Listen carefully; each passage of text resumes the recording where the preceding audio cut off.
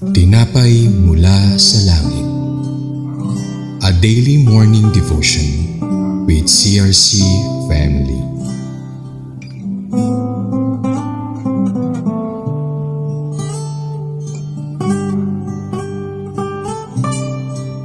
Magandang umaga po sa bawat isa. Ako po si Reverend Trezor Sales from CRC Calamba Daughter Church.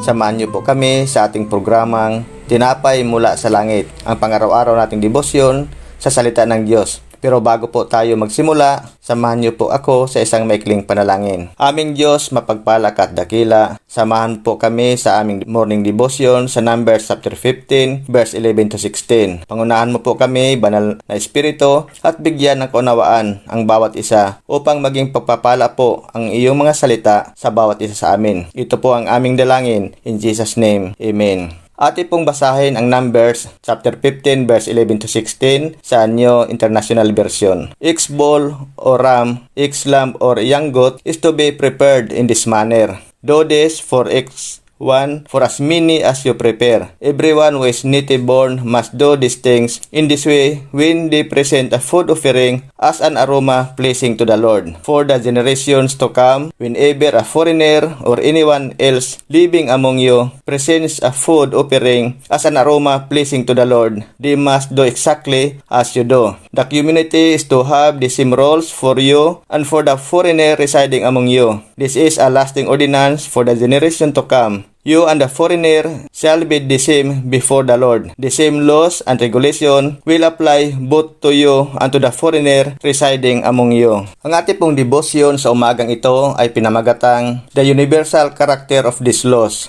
Kung ating pong susuriin ang ating binasa sa Numbers chapter 15 verse 11 to 16, ito po ay mga tuntunin tungkol sa mga handog. Sa pamagitan ni Moises, ipinasabi ni Yahweh sa Israel ang mga tuntunin ng paghandog upang gawin nila ito pagdating sa lupaing ipinangako ni Yahweh sa kanila. Sa verse 13, ito yung gagawin ng mga katutubong Israelita sa pagdadala nila ng handog na mabangong samyo kay Yahweh. Sa verse 14, ganito rin ang gagawin ng dayuhang nakikipamayan sa Israel kung nais nilang mag-alay ng mabangong handog kay Yahweh. Nais ni Yahweh na isa lamang ang tuntuning susundin ng mga katutubong Israelita at ng mga dayuhang nakikipamayan sa Israel sa habang panahon. Dito po ay pinakita ni Yahweh na pantay-pantay sa kanyang harapan ang mga Israelita at mga dayuhan nakikipamayan sa Israel. Isang kautosan at tuntuning susundin ng lahat maging Israelita o dayuhan tungkol sa paghahandog. Ang mga Israelita at mga dayuhan na naninirahan sa Israel ay naasahan na sasamba sa Diyos at magbibigay ng handog. Ang mga batas tungkol sa handog ay para sa mga naghahandog at di para sa mga Israelita lamang. Ang mga dayuhan na naninirahan sa Israel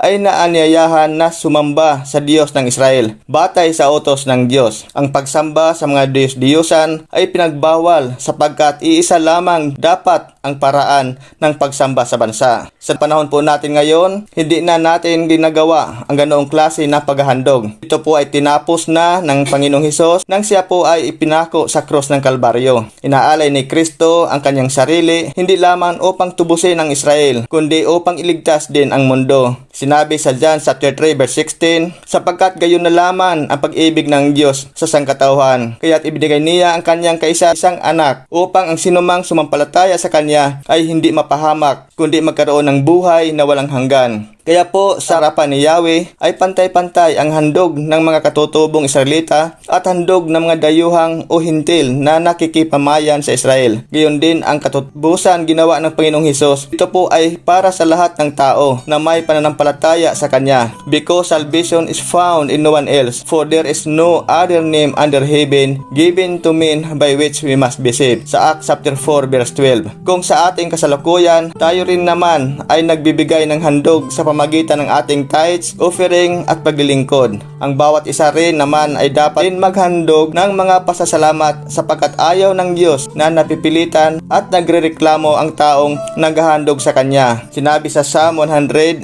verse 2 sa New King James Version, serve the Lord with gladness.